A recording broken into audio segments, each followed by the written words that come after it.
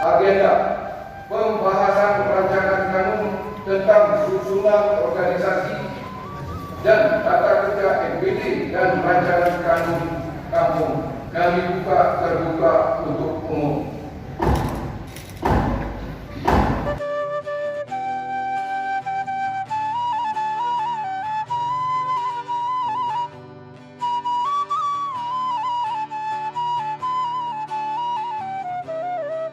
Sekali lagi kami sampaikan terima kasih kepada Dewan Terhormat atas agenda dan pembahasan dua rancangan kanun tersebut. Dengan harapan bersama kami